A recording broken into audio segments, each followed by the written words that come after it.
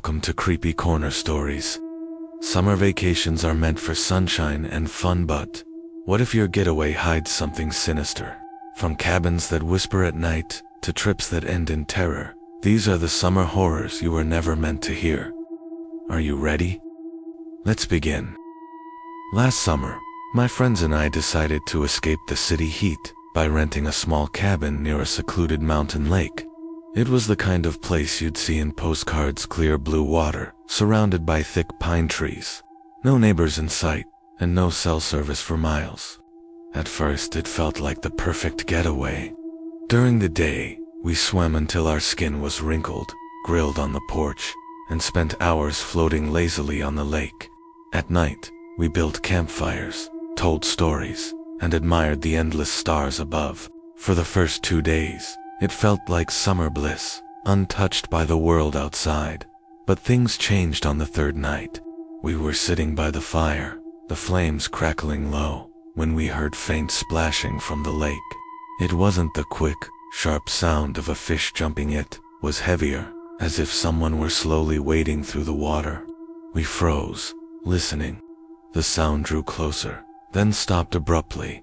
Thinking it might be a deer, or even just our imagination, we tried to laugh it off and went inside. Around an hour later, just as we were dozing off, a slow dragging noise echoed from the dock outside. When I shined my flashlight through the window, the wood was soaked with fresh water. Something had climbed onto it, but nothing was there. That night none of us slept well. Every time the wind shifted, we thought we heard footsteps crunching outside. At one point I swear I heard slow, deliberate pacing around the cabin. By morning, we discovered something that sent chills through all of us. Large, muddy handprints smeared across the windows, as if someone had pressed their face against the glass to look inside. The strange part was that the prints were uneven, crooked, almost as if the fingers were longer than normal. We tried to convince ourselves it was some local prank. Maybe kids from a nearby town messing with us. But on the fourth night, the noises came back. The footsteps were clearer, slower, circling the cabin like someone was choosing where to enter. Every so often, they stopped directly beneath our windows. None of us dared move. Hours seemed to stretch endlessly until, just before dawn, everything went silent again. At first light, we decided we couldn't stay another night. As we loaded our bags into the car, one of my friends froze and pointed toward the dock. There, in the damp wood, were fresh barefoot prints, large, deep, and leading away from the water. They trailed off into the dense forest, each step perfectly outlined in mud. What unsettled us most wasn't just the size or freshness of the prints, but the fact that they were facing away from the lake. Whatever had been watching us didn't come from the woods. It had come out of the water. 2 years ago, my cousin invited me to spend a week with her at an old beachside motel her family had bought to renovate. It wasn't the kind of place tourists went anymore. The building was run down, the paint peeled in long strips, and the salty wind made the shutters bang through the night. Still, the idea of staying in a private place by the ocean felt like an adventure. The first couple of nights were uneventful.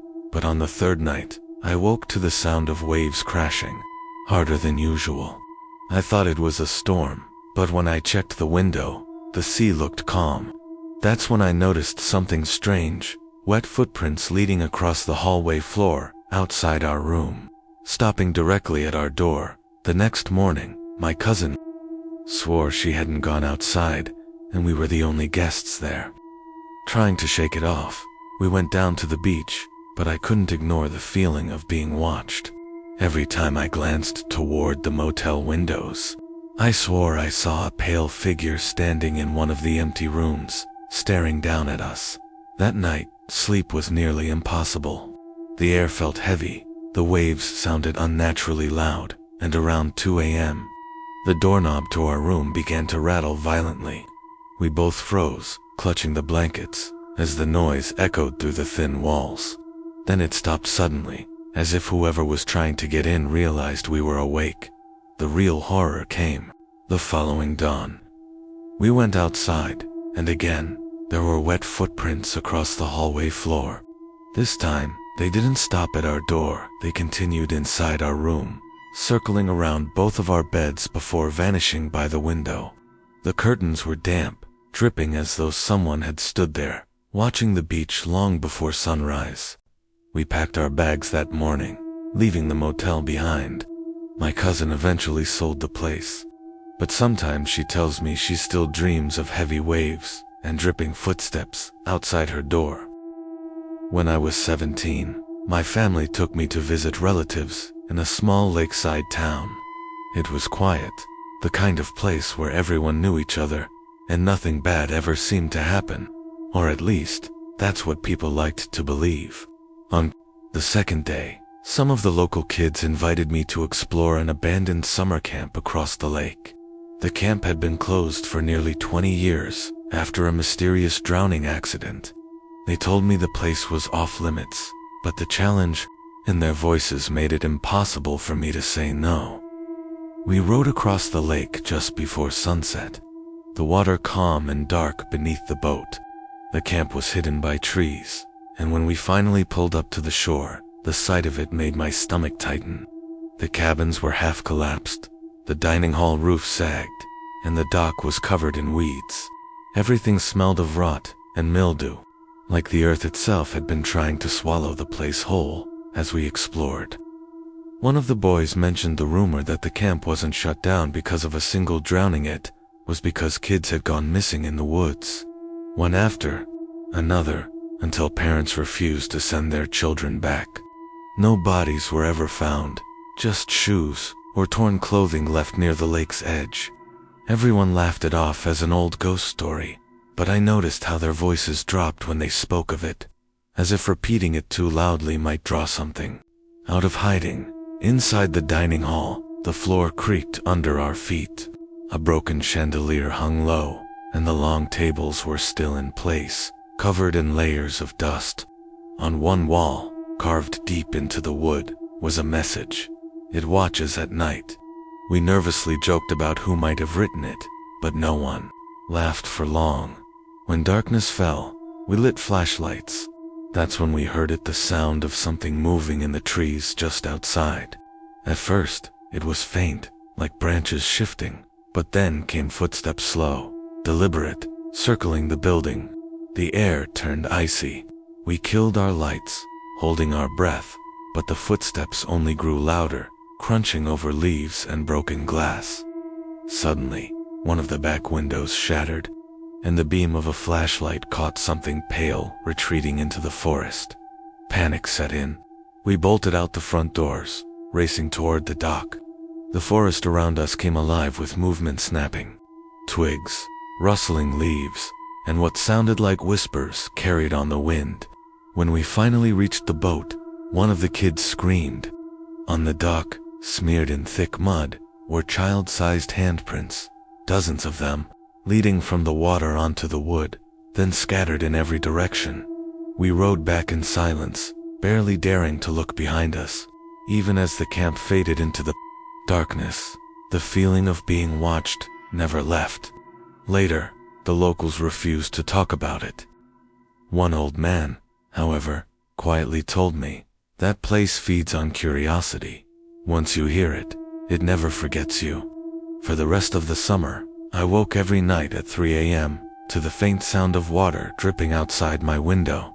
No matter how many times I checked, there was nothing there, but in the morning, the wooden sill beneath the glass was always wet, as though something had been standing there in the dark, watching me sleep. 2 summers ago, during one of the worst heat waves I can remember, my friends and I rented a remote cabin in the countryside. The idea was simple: escape the crowded city, swim in the nearby river, and relax for a week without distractions. The cabin itself was old but charming, wooden beams, a wraparound porch, and a view of endless fields swaying under the burning sun. There was no air conditioning, just creaky ceiling fans and open windows. But at first, it felt refreshing to be away from everything. The first 2 days went smoothly. We spent our time swimming, grilling food outside, and sitting on the porch at night, listening to cicadas buzzing in the fields. But by the third night, the air had grown so heavy and oppressive that none of us could sleep. Around midnight, I got up to open more windows. That's when I noticed something strange across the field. In the pale moonlight, I saw a figure standing at the tree line. At first, I thought it was just my eyes playing tricks on me, the heat, the haze, the shadows. But as I squinted, I realized it wasn't a tree or a trick of the light. Someone was standing there, completely still, watching the cabin. I backed away from the window, heart pounding. When I looked again, the figure was gone. The next morning, I didn't mention it to anyone. I didn't want to spook my friends. But later that day, as we swam in the river, one of them admitted she'd felt uneasy the whole night. She said she'd heard footsteps crunching in the dry grass outside her window, pacing back and forth. We laughed it off nervously, but none of us felt entirely comfortable anymore. That night, the heat was unbearable. We lay on top of our blankets, trying to sleep, when suddenly we heard it, a slow creaking sound, like someone stepping onto the porch. Everyone froze. Then came another step, and another. Whoever it was, they weren't rushing, they were moving carefully, deliberately, as though trying not to be heard. One of my friends whispered, "Did you lock the door?" Nobody answered. We listened as the steps stopped right outside the living room window. The cicadas had gone silent. The air felt suffocating. I reached for my phone, but of course, we had no signal. Then, from the porch, came a sound I'll never forget. The slow drag of fingernails scratching across the wooden boards. We stayed huddled together until dawn, none of us daring to move. When the sun finally rose, we found deep gouges in the porch railing, as if someone had clawed at it all night. We also found something else, footprints in the dirt, leading from the field up to the cabin. They weren't barefoot, but they also weren't shoes we recognized. The strangest part was how they ended right at the porch steps, with no sign of retreat. On the last day, as we packed to leave, I looked back across the field. For a split second, I saw the same figure at the tree line, standing exactly where I'd seen it before. Only this time, it was closer, much closer. I blinked, and it was gone. To this day, I don't know if it was a person, a stalker, or something else entirely. But sometimes, when summer nights are too hot and the cicadas go quiet, I swear, I hear fingernails dragging across wood, as if something followed me home from that cabin. Last July, during summer break, I went on a hiking trip with two close friends in the Smoky Mountains. It was supposed to be a short 3-day getaway, just us, our backpacks, and miles of untouched trails. We were experienced enough to feel confident, but not so seasoned that we didn't get a thrill from the idea of being miles away from anyone else. The first day went smoothly, clear skies, beautiful overlooks, and a campsite nestled near a quiet stream. Everything felt perfect, almost too perfect. On the second morning, things shifted. We had just finished breakfast when my friend Eric mentioned he heard voices in the woods the night before. Sounded like kids laughing, he said. But we were at least 12 miles from the nearest trailhead. No families, no campsites, no towns anywhere near us. We laughed it off, teasing him for being paranoid. But the unease lingered. Later that afternoon, we stopped to rest at a ridge. That's when we noticed something odd. A single hiking boot lying in the dirt, worn but not weather damaged. It looked freshly placed, as if someone had left it there only hours before. A few steps away, tangled in the bushes, was a child's backpack, faded from the sun but eerily out of place. There were no trails nearby, no signs of recent hikers. My friend Sarah wanted to report it when we got back, but Eric, always curious, suggested we explore just a little deeper off the path to see if there were more clues. We hiked for another hour into the woods, away from the marked trail. That's when the forest seemed to change. The air grew unnaturally still. The buzzing of insects vanished, and the sunlight filtering through the trees took on a dim, gray tone. Then, we found it a clearing with the ruins of what looked like an old cabin. The wood was rotted, the roof caved in, and trees had grown up through the floor. Yet something about it felt wrong, like it hadn't been touched in decades. But it was waiting for us. Inside, dust coated everything, but there were footprints, barefoot large and fresh, weaving through the debris. In one corner, carved into the wooden wall, were dozens of names scratched deep into the boards, some fresh, some so old they were nearly illegible. I ran my fingers over them and froze. Among the most recent names, carved shakily but clearly, was Eric. The three of us locked eyes. Eric swore he hadn't done it, that he'd never even been there before. His voice shook as he denied it, but before we could say more, the sound of laughter echoed from the trees outside, high-pitched, childlike giggles circling the cabin, drawing closer. Sarah screamed for us to leave, and we bolted, crashing through the undergrowth until we found the trail again. We didn't stop running until nightfall, and when we finally set up camp, none of us could sleep. All night, we heard twigs snapping. Around us, soft whispers we couldn't quite make out, and the distant, unnatural sound of children laughing in the dark. The next morning, Eric was gone. His tent was zipped neatly shut, his gear still inside, but there was no sign of him. We searched for hours, calling his name, but found nothing except a single barefoot print in the mud near the stream, pointing back toward the direction of that ruined cabin. When Sarah and I finally made it out of the woods and reported him missing, the rangers searched for weeks but found no trace of him. They told us hikers sometimes get lost, accidents happen, people disappear. But I know what we heard that night. I know what we saw carved into the cabin wall, and every summer since. On humid nights when the woods are too quiet, I swear I hear laughter again, faint, playful, and echoing, as if Eric is still out there, calling me back. 2 summers ago, while driving cross-country with my younger brother, we got caught in a sudden thunderstorm. Sheets of rain made the road nearly impossible to see, and the only thing ahead of us was a glowing neon sign that read, Lakeview, Motel Vacancy. Desperate for shelter, we pulled in.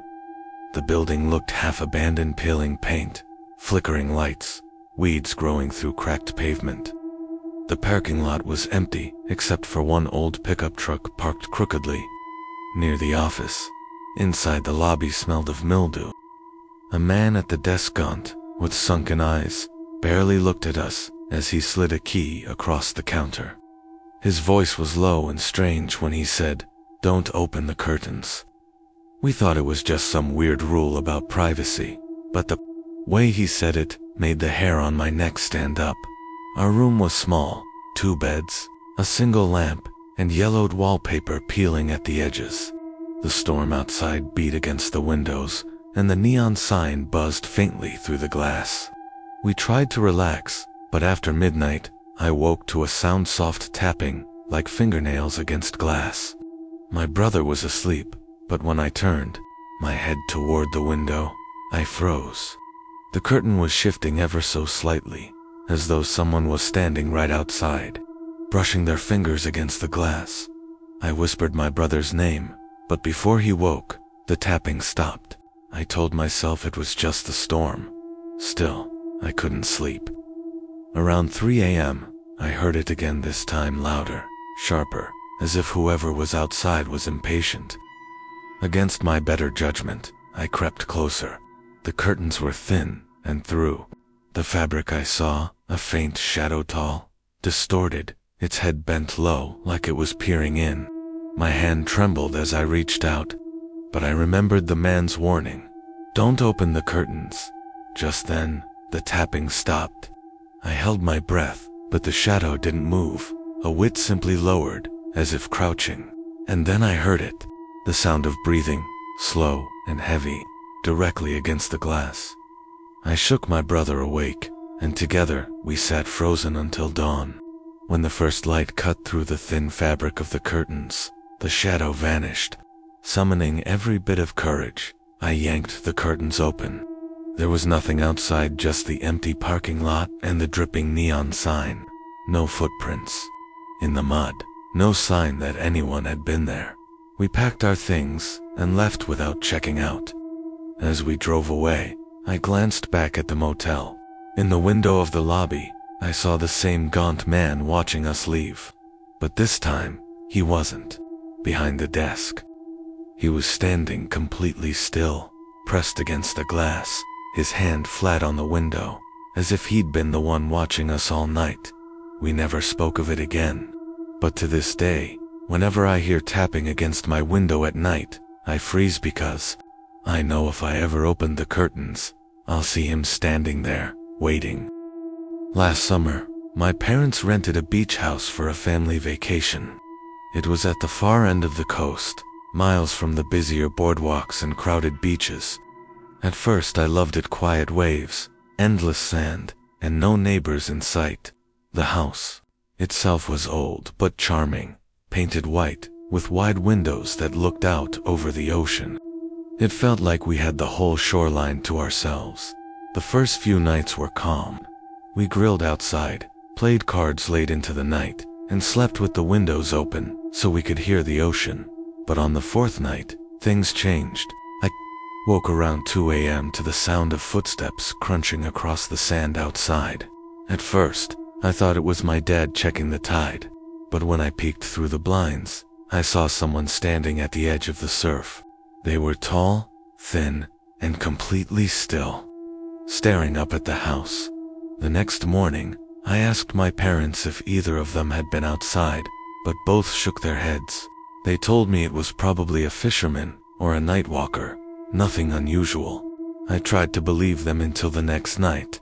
Again, around 2 a.m., I woke to the same sound, footsteps in the sand, closer this time. When I looked outside, the figure was standing halfway up the beach, facing the house. They didn't move, didn't shift, didn't even seem to breathe. I wanted to wake my parents, but something in me froze. I pulled the blanket over my head and stayed like that until morning. The third night, it was worse. I woke not to footsteps, but to the sound of tapping, slow, deliberate, in the living room window downstairs. My heart raced. I crept halfway down the stairs and looked. The figure was pressed against the glass, one pale hand flat against it, face obscured by shadows. As soon as I gasped, they turned sharply toward me. I ran back upstairs and locked the bedroom door. By dawn, the figure was gone, but on the glass was a single wet handprint, smeared as though dragged downward. My parents tried to convince me it was condensation or a trick of the light, but I knew what I saw. On our last night, I didn't sleep at all. Around 3 a.m., I heard the front door creak. I rushed out of my room, but when I got to the hall, the door was wide open, the curtains blowing inward with the sea breeze. My parents swore they locked it. We left the next morning without looking back. A month later, the rental agency called my dad, asking if we had taken anything from the house. Confused, he said no. That's when they told him the owners had found something unusual after we left. Long, wet footprints leading from the ocean, across the deck, and into the house. But the prints didn't stop inside. They went up the stairs, straight into the room where I had been sleeping. And that brings us to the end of tonight's story.